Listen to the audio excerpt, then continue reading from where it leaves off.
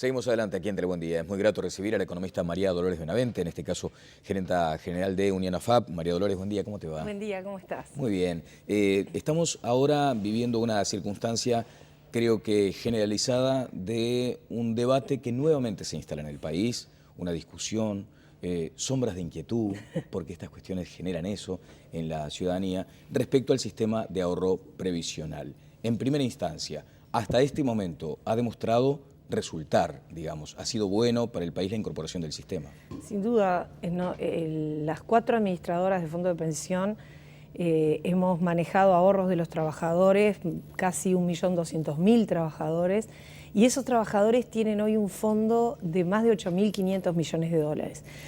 Esta cifra, que tiene muchos ceros, para que tenga una idea, es algo así como el 17% de todo el Producto Bruto de la economía. Claro. O sea, los trabajadores, por primera vez, porque tenemos que remontarnos al BPS de sus inicios, que sí tenía un sistema donde se iba capitalizando, por primera vez los trabajadores tienen una masa de dinero que es suya, que no es ni mía, ni de la SAFAP, ni del gobierno de turno, es de ellos, y que esa masa de dinero les ha rendido tanto que hoy, por cada 100 pesos que tienen en su cuenta, 66 son la rentabilidad que tienen y solo 34 es lo que pusieron. Puede ser una pregunta tonta en principio, pero tiene esas connotaciones emocionales, digamos. Física, materialmente, ¿dónde está ese dinero? Ese dinero básicamente está en títulos del gobierno. No nos olvidemos que Uruguay es un país pequeño, un país que no está acostumbrada a las empresas a ir a pedir dinero, que cuando van a pedir dinero lo piden a los bancos. Para que tengan una idea, la totalidad de los proyectos presentados a las AFAPs hasta ahora han sido, en su 90%, le diría, apoyados por la SAFAP. El tema es que no hay proyectos. Claro. Y hoy tendremos un 6-7% en proyectos productivos, el resto está en valores del gobierno, en depósitos, y bueno, y eso genera una rentabilidad para el trabajador que es muy importante. Claro, vayamos a la analogía más común. Ese dinero, si viene un vendaval, un ventarrón, ¿cómo hacemos para saber si efectivamente está seguro, está bien guardado? Bueno, ese dinero está custodiado en el Banco Central del Uruguay. Y si algo ha pasado con este sistema es que ya tuvo 2 tests muy importantes. Primer test, la crisis del 2002. Sin duda. Nada menos que en esa crisis, que el Banco Central casi no tenía reservas, que teníamos al lado de la Argentina. La joya de la abuela no se tocaron. Nadie, el afiliado se enteró que hubo accionistas de empresas que quebraron, otros que reprogramaron, como el caso del Brow. Y el afiliado no se perdió un peso. Entonces, y después la crisis del 2008, que afectó al mundo, que afectó a los títulos uruguayos. ¿Qué es lo que nosotros decimos para poner a salvaguardia de las crisis a la gente que se está por jubilar? Porque si uno es joven, tiene todavía 25 o 30 años para aportar, no le importa una crisis, espera. Pero si uno se está por jubilar y justo los títulos bajan, bueno, entonces lo que nosotros decimos es que tiene que haber al menos un fondo más, un bifondo. Porque cuando la persona llega a determinada edad, que se le pueda poner ese dinero en algo que no tenga riesgo de mercado. Un depósito, una cosa tranquila, menos rentabilidad, pero más tranquilo porque la persona se está por jubilar, no quiere riesgo. María Dolores, eso necesita legislación. Eso necesita ley. En eso estamos, nosotros lo hemos planteado, el Banco Central está de acuerdo, es cuestión de buscar el momento. Y los que somos más audaces queremos un trifondo, queremos otro fondo para los más jóvenes, que le dé un poquito más de rentabilidad, aunque tenga un poquito más de riesgo, porque esa persona tiene 30 años por delante y puede estar dispuesto a asumir un poco más de rentabilidad. En otros países hay hasta 5 fondos. Uruguay no tiene mercados tan desarrollados, pero 3 fondos parecería una cosa razonable y al menos arrancar por 2 fondos. Bien, y ahora se instala esta discusión respecto a la eventualidad, a la posibilidad de que el propio trabajador evalúe si le corresponde continuar, si le conviene continuar o no en una AFAP. Acá hay un matiz bien interesante. No va a ser el propio trabajador que lo evalúe, porque no tiene información suficiente. Va a ser el propio BPS que lo va a evaluar. O sea, si nos retrotraemos a lo que pasó en otros casos similares a este, que se han sacado decretos que abren un periodo de ventana de desafiliación, la persona dice, tengo dudas, o su AFAP le dice, mire que usted no tiene saldo en la cuenta, evalúe si le conviene estar o no estar. Pero va a ser una decisión personal, María Va a Dolores. ser personal, pero asesorada por el BPS. Porque, ¿qué pasa? El BPS tiene un software que lo tenemos también todas las AFAP, que le dice, bueno, usted gana tanto, tiene tantos años de trabajo, tiene tanto saldo acumulado, se va a jubilar con tanto dinero. Un simulador. Un simulador. Ajá. Y ahí el BPS le va a decir si le conviene o no le conviene estar, y después la persona hará lo que tenga que hacer. Pero para que tengan una idea, en el anterior decreto, que fue en el 2008, si mal no recuerdo, de 30.000 personas que se presentaron, solamente 1.000 finalmente se desafiliaron. Ahora, el otro día un colega suyo me decía, y bueno, por tan poca gente, tanto lío. Bueno, pero es gente, hay que hacerlo. Claro. Es sano que cada tanto existan estos periodos ventana. ¿Por qué? Y bueno, porque la situación de una persona puede haber cambiado. De repente cuando se afilió, trabajaba bien, después cayó en la informalidad. 28% de la población ocupada está en el sector informal. Claro, claro. Allí se ha apuntado, me parece que con bastante unanimidad, el hecho de que aquellos que hayan tenido demasiadas fluctuaciones en su vida laboral deberían considerar esa consulta. Serían los que estarían en la puerta de la posibilidad de la desafiliación, ¿es correcto?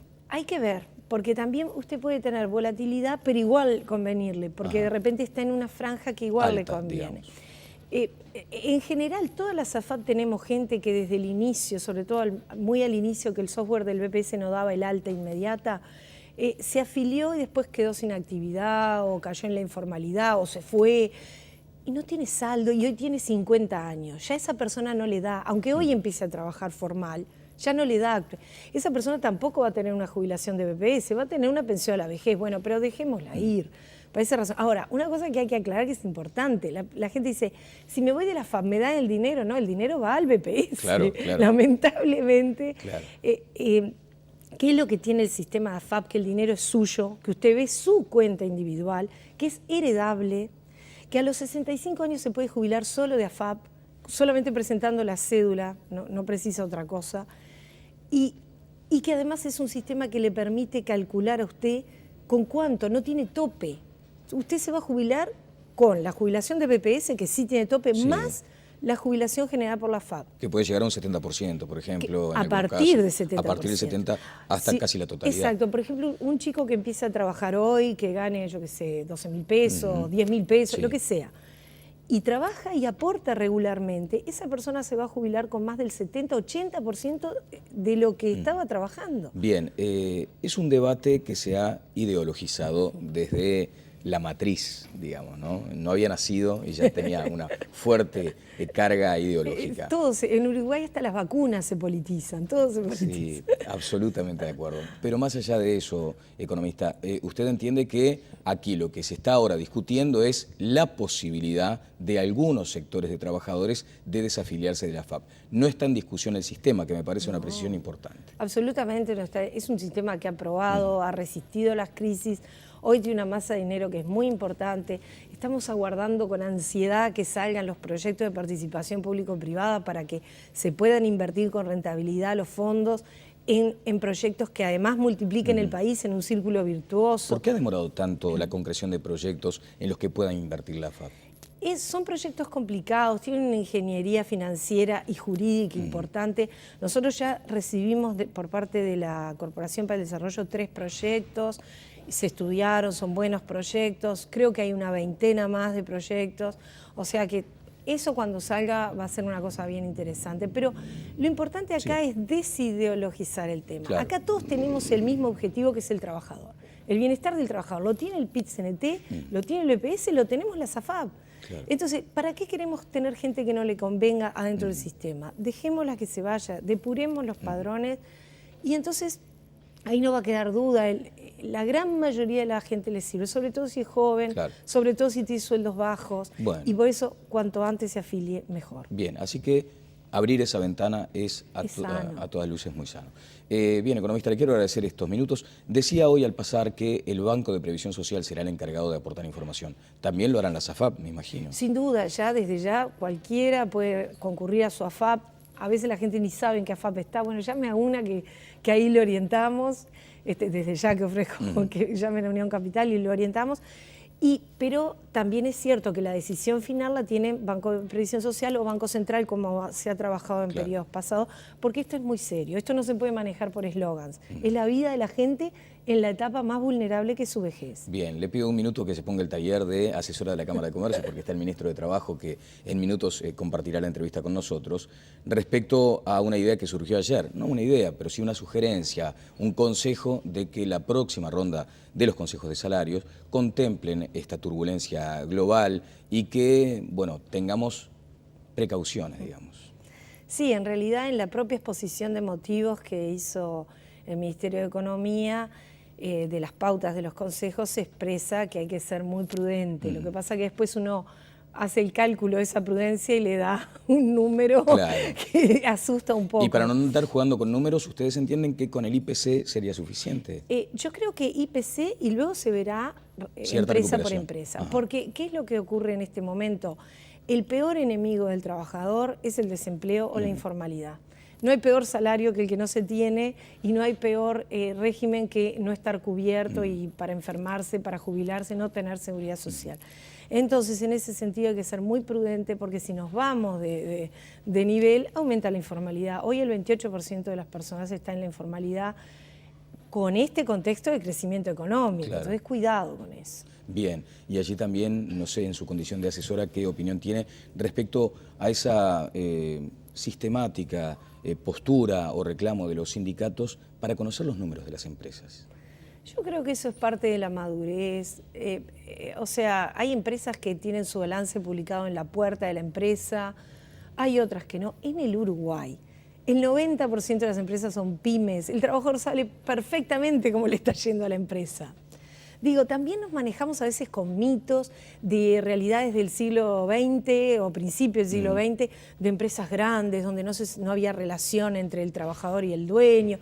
Acá el 90%, un taller mecánico, 8 personas, no vas a ver el chico que está trabajando cómo le está yendo. O sea, hay mucho mito en esto, ¿no? Pero que el empresario gane mucho dinero es casi que una condición sine qua non para que el trabajador también lo gane. O sea, a veces se plantean esos términos. ¿Es el mercado el que regula el salario? Es el mercado el que regula el salario. Y normalmente en empresas sanas, cuando la cosa anda bien, la cosa anda bien, y lo saben todos y lo festejan y lo reparten. Habrá patologías, pero normalmente esas cosas no pasan. Ha sido muy amable, como siempre. Muchas gracias.